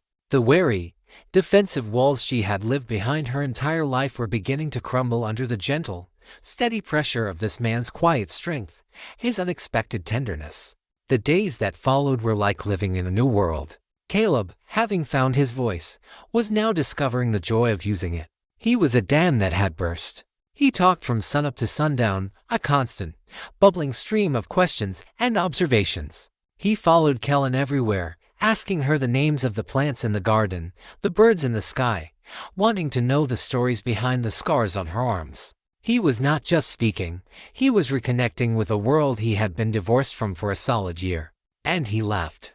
The first time it happened, a few days after the incident on the cliff, the sound was so unexpected it brought both Elias and Kellen to a dead stop. He was trying to help Kellen feed the chickens, and he tripped, spilling the feed all over his boots. For a second, his face clouded over with frustration, and then he looked at his grain-covered feet, and a small chuckle escaped him. Then another, and another, until he was sitting in the dirt, consumed by a fit of pure, childish giggles. The sound was the sweetest music Elias had ever heard. He looked at Kellen, who was smiling, a genuine, radiant smile that transformed her face, and he felt a joy so pure and so fierce it was almost painful. Their house was no longer a tomb of silence and grief. It was a home, filled with the sound of a child's laughter. The relationship between Elias and Kellen also transformed. The awkwardness was gone, replaced by a comfortable, easy intimacy. They worked together, their movements synchronized, a silent, practiced dance. They talked, sharing stories of their pasts, their hopes, their fears. He learned of her lonely childhood, raised by her mother on the fringes of a world that despised them both. She learned of his dreams, of building this ranch from nothing, of the deep, abiding love he had had for Sarah. The ghost of his first wife was no longer a barrier between them. In talking about her, in sharing his memories with Kellen, Elias was finally, truly beginning to let her go. He was honoring her memory, but he was no longer a prisoner to it. And Kellen, far from feeling like a replacement, felt like a confidant, a partner who was helping him carry the weight of his past. The physical attraction between them was now a constant, simmering presence. It was in the lingering looks, the accidental touches that became less and less accidental. One evening, she was reaching for a plate on a high shelf in the kitchen, and he came up behind her to help, his chest pressing against her back, his arm brushing hers as he reached above her.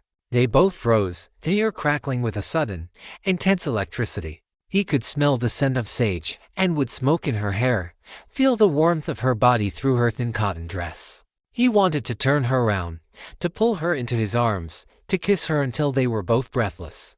But he didn't. The memory of the bargain, of the way she had been forced into this life, held him back. He wanted her, more than he had ever wanted anything. But he would not take her.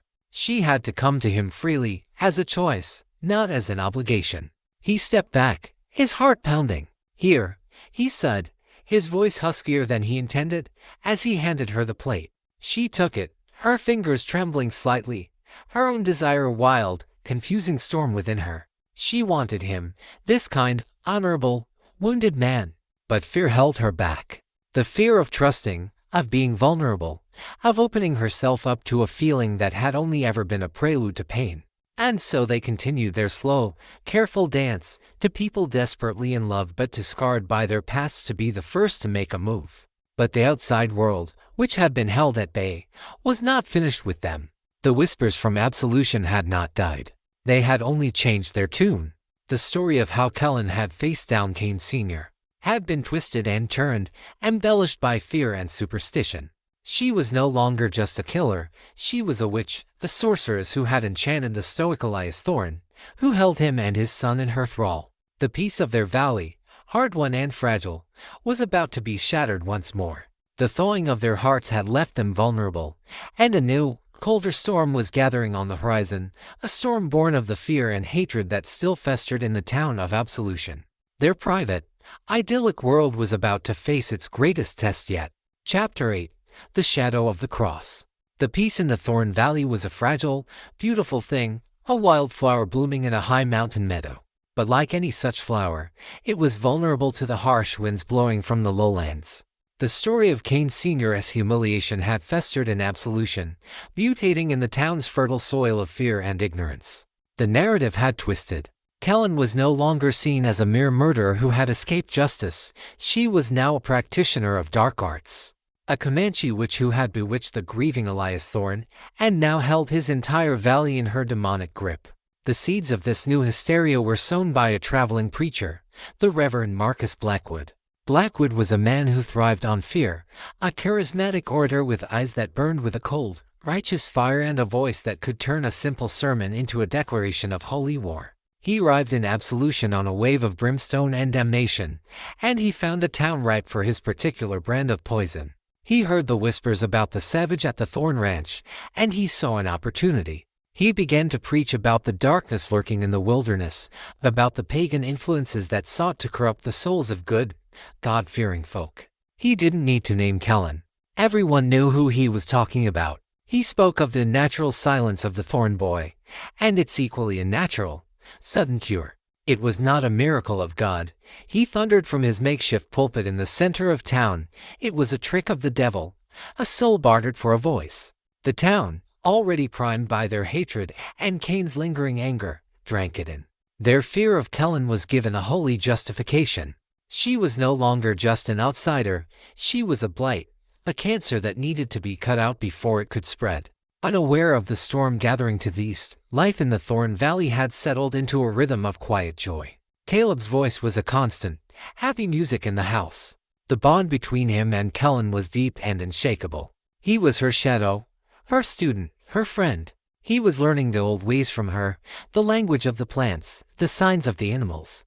The love between Elias and Kellen was still an unspoken thing, a powerful current running just beneath the surface of their daily lives. The desire was a constant, aching presence, but it was tempered by a deep, abiding tenderness. He would leave a wildflower he'd found on the range on her pillow. She would make sure his favorite meal was waiting for him when he came in, bone-weary, from a long day's work. They were a husband and wife in every way but the most intimate. Their shared bed a chasm of unspoken longing they were both too afraid to cross.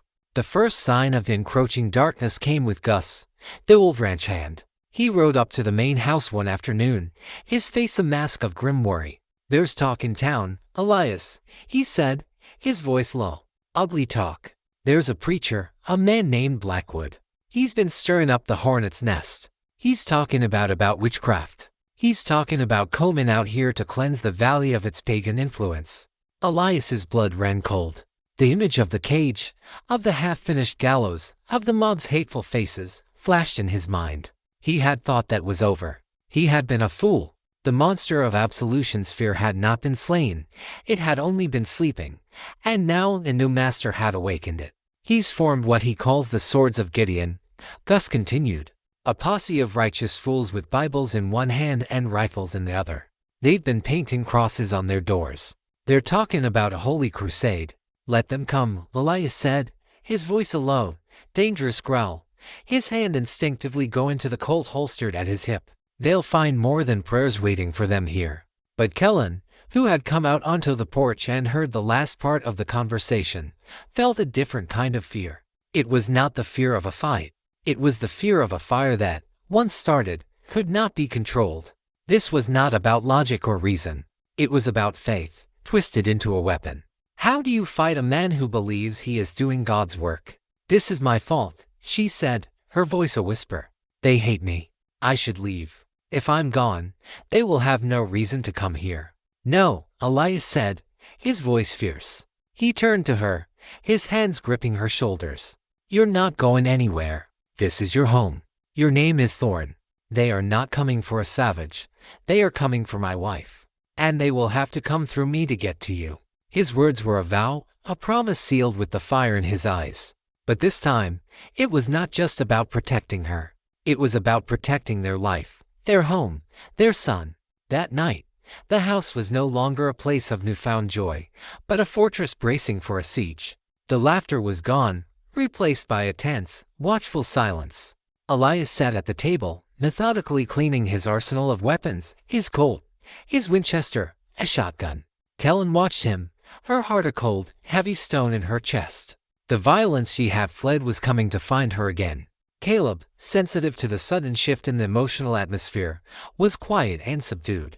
He came to Kellen as she was staring out the window into the darkness, and slipped his small hand into hers. "Are the angry men coming back?" he asked, his voice a small, frightened whisper. Kellen knelt down and looked him in the eyes. "Some men are coming, yes," she said, her voice steady, betraying none of the fear that was churning in her gut. "But your father is here, and I am here, and we will not let anyone hurt you. Do you understand?" He nodded, his small hand tightening its grip on hers. "You won't let them take you away?" he asked, his greatest fear laid bare. "No," she said, pulling him into a fierce hug. No one is ever taking me away from you. Later, after Caleb was asleep, Kellen found Elias on the porch, a dark silhouette staring out at the moonlit valley. The shotgun rested against the post beside him. You should sleep, he said, without turning. I'll keep watch. I can't sleep, she said, coming to stand beside him. She looked out at their kingdom, so beautiful and peaceful under the moonlight, and it was hard to believe that it was about to become a battlefield. This is not a fair fight, Elias, she said, her voice low. They are not coming to reason. They are coming to destroy what they don't understand. Then we will have to make them understand the cost of their ignorance, he replied grimly. She was silent for a long moment. Then she said, her voice barely a whisper, perhaps there is another way. They see me as a demon, a witch. They do not see a woman. Maybe if they did. An idea, as desperate and as dangerous as the one that had first bound them together, was beginning to form in her mind. It was a gamble, a terrifying leap of faith into the very heart of the fire that was coming to consume them. To fight them with guns would be to prove their point, that she was a creature of violence. But to face them with something else, something they would never expect. Elias turned to her, sensing the shift in her thoughts. What are you thinking? She looked at him, her gray eyes, which could be as hard as flint, now soft and luminous in the moonlight. I'm thinking that you can't fight a shadow with a sword, Elias, she said. You have to fight it with light. The next day, a lone rider approached the valley. It was Sheriff Brody, his face pale and sweating, his horse lathered. Thorn, he called out from a safe distance. You have to listen to me. Blackwood is coming. He's got half the town with him, and they're whipped into a frenzy. They're coming to burn the witch. He looked at Kellen, who had just stepped out onto the porch, and his eyes were filled with a genuine, terrified pity. You have to get her out of here. There's no stopping them. I'm not running, Sheriff, Elias said, his Winchester held loosely in his hand. Then you're a dead man, Brody cried. They'll be here by morning. God help you all. He wheeled his horse around and fled, not wanting to be caught in the coming storm. The ultimatum had been delivered. The shadow was at their door. That night, Elias prepared for war. But Kellen prepared for something else entirely. She bathed, washing her long, black hair until it shone. She put on not her practical buckskins, but the one simple calico dress she owned, a dress that had belonged to Sarah, one that she had altered to fit herself. It was a dress of a wife, of a mother, of a civilized woman. When Elias saw her, he stopped what he was doing, his breath catching in his throat. In the soft lamplight, she was breathtakingly beautiful. The dress softened her sharp, wild edges, revealing the graceful, feminine woman beneath. But her eyes still held the fire of a warrior. What are you doing? He asked, his voice husky. I'm getting ready for our guests, she said, her voice calm. He did not understand her plan. It frightened him. He wanted to lock her in the cellar and face the mob himself. But he looked into her eyes, and he saw strength and a resolve that was as great, if not greater, than his own. He had learned to trust her wisdom, the strange, wild logic that so often proved true. He gave a slow, reluctant nod. All right, Helen, he said. We'll do it your way. As the first, faint hint of dawn touched the eastern sky, they saw them a column of riders, at least 20 of them, their torches casting a hellish, flickering glow in the pre-dawn gloom. At their head was the Reverend Blackwood, a large wooden cross held aloft like a battle standard. The swords of Gideon had come to cast out the demon. Elias stood on the porch, his shotgun in his hands, his face a grim, granite mask. Caleb was inside, hidden in the cellar, his heart pounding with fear. But Kellen was not on the porch. She was walking, alone and unarmed, down the path to meet them. Chapter 9, A Reckoning. Kellen walked into the valley of the shadow, her head held high, the pale calico dress a stark white banner of peace against the dark, angry mob. The torchlight flickered on her face, illuminating not a cowering witch, but a woman of unnerving, resolute calm. The mob, which had been a river of righteous fury, faltered, their momentum broken by this single, unexpected act of courage. Their shouted prayers and curses died in their throats, replaced by a confused, uneasy silence. They had come to fight a demon, to burn out a nest of evil. They were not prepared for this. Reverend Blackwood reined in his horse, his face a mask of disbelief, quickly replaced by contempt. The beast comes to meet its judgment, he thundered, his voice echoing in the pre-dawn stillness. Do not be fooled by its disguise. Satan himself can appear as an angel of light. Kellen stopped a respectful distance from him, her hands clasped loosely in front of her. She was not afraid. She had faced a noose, a rattlesnake, and the barrel of a gun. The words of this hollow, hateful man were nothing. My name is Kellen Thorne, she said, her voice not loud, but clear and steady, carrying to every man in the assembled posse. I am not a witch. I am a wife, and a mother. This is my home. You are not welcome here. We are here on God's business, Blackwood roared, brandishing his cross. We are here to cast you out. You and the darkness you serve. What darkness? Kellen asked, her tone one of genuine curiosity. The darkness of a garden brought back to life. The darkness of a wounded bird being healed. The darkness of a child's laughter. Her words were simple, but they struck a chord of unease in some of the men. They were farmers, ranchers, men who understood the value of a garden, the innocence of a child. Lies, Blackwood spat. You cured the boy with witchcraft. You bartered his soul. No, a new voice said, loud and firm. Elias had come down from the porch, his shotgun held loosely, its barrel pointed at the ground. He came to stand beside Kellen, his presence a silent, unshakable wall of support. She cured my son with patience and with kindness, two things you seem to know nothing about, Reverend. He looked not at Blackwood, but at the faces of the men behind him, men he knew, men he had shared a drink with, men he had helped during hard winters. You know me, Tom, he said, singling out one of the ranchers. And you, Bill. Have I ever been a man to suffer a fool or a liar? I am telling you, as the man who stands before you now, that this woman has brought nothing but light into my home. The only darkness I see here is the darkness you have brought with you, in your own hearts. He is bewitched, Blackwood screamed, his control beginning to slip. She has poisoned his mind. Seize them. Cleanse this place with fire. A few of the men raised their rifles, their faces a mixture of fanaticism and fear. But most hesitated, their certainty shaken by Elias's quiet, determined words. And then, a small figure appeared from the house. It was Caleb. He had disobeyed his father's orders and had come out of the cellar. He walked, his small legs trembling but his face set with a purpose beyond his years, until he stood in front of Kellen and Elias, facing the mob. He slipped his small hand into Kellen's. He looked at the sea of angry, bearded faces, at the torches, at the guns. And he spoke, his voice small, but clear as a bell in the sudden, tense silence. She is my mother, he said. The words were a cannon blast. They were a simple, profound, and irrefutable truth. This was not a demonstral. This was a boy, defending his mother. The last of the conviction seemed to drain from the posse. They looked at the scene before them, the stoic, honorable rancher, the brave, quiet woman, and the small, fierce boy who stood as their shield. This was not a nest of evil. This was a family. They began to lower their rifles, their faces a mixture of confusion and a dawning, terrible shame. They had been led here on a lie, their own fears and prejudices twisted into a weapon by the man at their head. Blackwood saw his crusade, his power, crumbling to dust. In a final, desperate act of madness, he threw the cross to the ground, drew a pistol from beneath his coat, and aimed it at Kellen. If God will not strike you down, he shrieked, his face contorted in a mask of pure, insane hatred, then I will be his hand. He fired, but Elias was faster. In the same instant, he moved, shoving Kellen and Caleb behind him, a human shield. The shotgun, which had been pointing at the ground, came up with a blur of motion.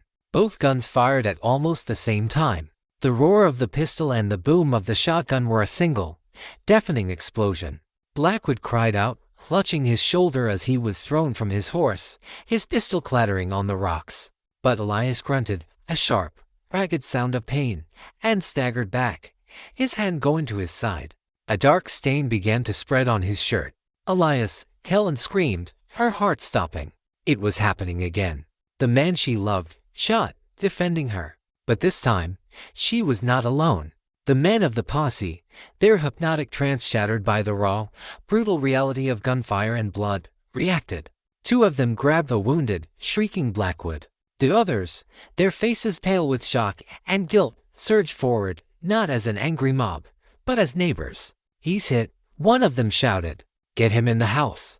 Tom, the rancher Elias had called out, was the first to reach them. "Elias, I am sorry," he stammered, his face a picture of shame. "We were fools. We were blind. Help me get him inside," Kellen commanded, her voice sharp, cutting through the chaos. She was no longer a victim to be pitied. She was the lady of the ranch, and she was in charge. They carried Elias into the house, laying him on the big wooden table. Caleb was crying, a terrified, silent witness to the nightmare replaying itself. Kellen sent him to fetch water and clean cloths, giving him a task to focus on, to keep his fear at bay. The bullet had gone into his side, the same place he had been hit before, but lower, and, she feared, deeper. He was bleeding badly, his face pale, his breathing shallow. Kellen tore open his shirt, her hands swift and sure. The men of Absolution, who had come to burn her as a witch, now stood by, watching in awed silence as she worked to save the man they had almost killed. Her knowledge of herbs, the very thing they had condemned as witchcraft, was now his only hope. She sent one man to her garden to get yarrow to stop the bleeding. She sent another to her stores for the willow bark she used for pain and fever. She cleaned the wound, her touch gentle but firm, her face a mask of intense concentration. The bullet was still inside. It had to come out. "One of you," she said, not looking up, "hold him down. The rest of you, get out. Give him air."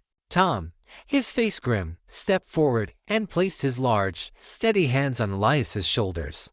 Kellen took a small, sharp knife from her belt and a bottle of whiskey. She sterilized the blade in the flame of a lantern, then poured some of the whiskey onto the wound. Elias groaned, his body arching in pain, but Tom held him firm. With a deep breath, her hand as steady as a surgeon's, she began to probe for the bullet. The men waited on the porch, their heads bowed, the sound of their own shame a deafening roar in their ears. They had come as a holy army, and they had been revealed as nothing more than a lynch mob, led by a madman. They had almost destroyed the very thing they claimed to be protecting, a good man and his family. After what felt like an eternity, Kellen emerged from the house, her hands and arms covered in blood, her face pale and drawn with exhaustion. In her hand, she held a small, misshapen piece of lead. She had done it. "He is alive," she said, her voice a weary whisper. "The rest is up to God. The God you pray to." She looked at the assembled, shame-faced men, her gray eyes holding no hatred, only a deep, profound weariness. "Now," she said, "take your preacher, and go home, and pray that your God is a more forgiving one than you are." Without another word, she turned and went back inside, back to the man who was her husband, her partner, her heart. The reckoning was over. The battle had been won, not with guns, not with hate, but with a courage and a love that had refused to be extinguished. The shadow had been met not with more darkness, but with a light it could not overcome. Chapter 10. The Home of the Heart. The sun that rose over the Thorn Valley the next morning seemed brighter, the air clearer, as if the violent storm of the previous day had washed the world clean. Inside the ranch house, a quiet, determined battle for life was being waged. Elias was alive, but the fever came for him by midday, a raging, consuming fire. He tossed in a delirium, his mind lost in a shadowy world of pain and memory. Kellen never left his side. She was a fierce, tireless guardian, fighting the fever with cold compresses and the teas she brewed from willow bark. Caleb was her small, silent partner in the vigil. He would sit for hours by his father's bed, holding his hand, his presence a small, steady anchor. He would fetch fresh water for Kellen, his face a mask of solemn, adult worry. He had gotten his father back once, he would not lose him again. The men from Absolution did not all go home.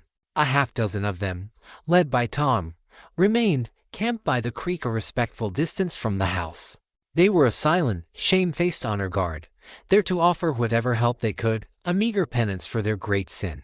They chopped firewood, tended to the livestock, and sent one of their own to fetch a real doctor from a town to days' ride away, knowing he would likely arrive too late, but needing to do something. They watched Kellen with a new, profound respect that bordered on awe. They had come to burn a witch, and they had found a healer. They saw her tireless devotion, her quiet competence, her fierce love for the man she was nursing. The savage was more of a woman, more of a Christian in her selfless devotion than any they had ever known. On the third day, the fever broke. Elias awoke, weak and drenched in sweat, but his eyes were clear. The first thing he saw was Kellen, asleep in a chair beside his bed, her head resting on her arms, her face pale with exhaustion. The second thing he saw was Caleb, curled up on a blanket at the foot of the bed, a small, loyal guard dog who had refused to leave his post. A love so powerful it was a physical pain washed over him. He had almost lost this. He had almost lost everything. He reached out a weak, trembling hand and touched Kellen's hair. She awoke with a start, her gray eyes immediately flying to his, filled with a sharp, anxious questioning. "Hey," he whispered, his voice a dry, scratchy rasp. A single tear, of relief, of exhaustion, of overwhelming love, traced a path down her cheek. "Hey, yourself," she whispered back. His recovery was slow, but it was steady. The valley healed with him. The doctor, when he finally arrived, took one look at Kellen's handiwork, clean, stitched wound, the fading fever, and declared that she had done a better job than he could have. The story he took back with him further cemented the new legend of the healer of Thorn Valley. Reverend Blackwood was taken away, his reputation shattered, his madness revealed for all to see. The town of Absolution was left to grapple with its own soul, to face the ugly, hateful thing it had almost become. As Elias regained his strength, a new, comfortable reality settled over the ranch. The final barrier between him and Kellen, the lie of the bargain, had been destroyed. They had been forged into a true husband and wife in the heat of battle, their bond sealed not by a preacher's words, but by shared blood and unwavering loyalty. The physical longing that had been a silent, aching presence between them could no longer be denied. One night, a week after he had woken, he was strong enough to walk to the porch. Kellen was there, watching the stars. He came and stood behind her, his hands resting on her shoulders, his warmth seeping into her. "I love you, Kellen," he said, his voice a low, rough whisper against her hair. "I think I've loved you from the moment you stood up to Cain. I was just too blind and too stubborn to see it." She turned in his arms, her own heart overflowing with the words she had been too afraid to speak. "I love you, Elias," she said, her voice choked with emotion. "You and Caleb, you are my home, the only home I have ever known." He lowered his head and kissed her, and it was a kiss that held all the pain, all the fear, all the longing, and all the hope of their incredible journey. It was not a kiss of frantic passion, but of a deep, quiet, certain love. It was a kiss of homecoming. That night, she did not go to her own cold, separate room. She went to his. And in the warm, safe circle of his arms, they finally became husband and wife in every sense of the word, their bodies speaking the language of love that their hearts had known for so long. It was an act of healing, of claiming, of discard, lonely souls finding wholeness in each other. Life in the valley found its new, joyful rhythm. The house was filled with laughter. Elias, his heart finally healed from the grief that had imprisoned him, was a different man. He was a man who smiled, a man who loved, a man who was a father and a husband with his whole being. Caleb, surrounded by the fierce, unwavering love of his two parents, blossomed. He was a happy, talkative, adventurous boy, his mother's memory a cherished, gentle story, no longer a source of all-consuming pain. Kellen, the woman marked for death, the savage, found her absolution, not in the town that bore the name, but in the love of her family. She was a healer, a teacher, a partner. She was the heart of the Thorn Ranch, the wild, beautiful, and unbreakable spirit that had saved them all. One summer afternoon, the three of them were in the garden. Elias was helping Caleb build a new, stronger trellis for the climbing rosebush, which was now a riot of fragrant, pink blossoms. Kellen was kneeling in the dirt, tending to her herbs, her face serene and content. Caleb looked at the large, flat stone that lay at the base of the rosebush, the stone his mother had carved. He traced the single word with his finger, hope. Then he looked at Kellen, his Kellen, who had come to them in their darkest hour. He found another, smaller, smooth stone and brought it to Elias. "Father," he said, "can you carve a word for me?" Elias took the stone and his knife, a smile touching his lips. "What word, son?" Caleb looked at Kellen, his love for her shining in his bright blue eyes. "Home," he said. Elias carved the word into the stone, and Kellen, watching them, The two men who were her entire world felt her heart overflow. They placed the new stone in the garden, beside the old one. Hope and home, the legacy of one beloved woman, and the foundation of another's. She was not a replacement. She was a fulfillment. She was the wild, improbable, beautiful answer to a prayer a grieving rancher and his silent son had not even known they were whispering. The bargain made in the shadow of the gallows had, against all odds, become the love story of a lifetime.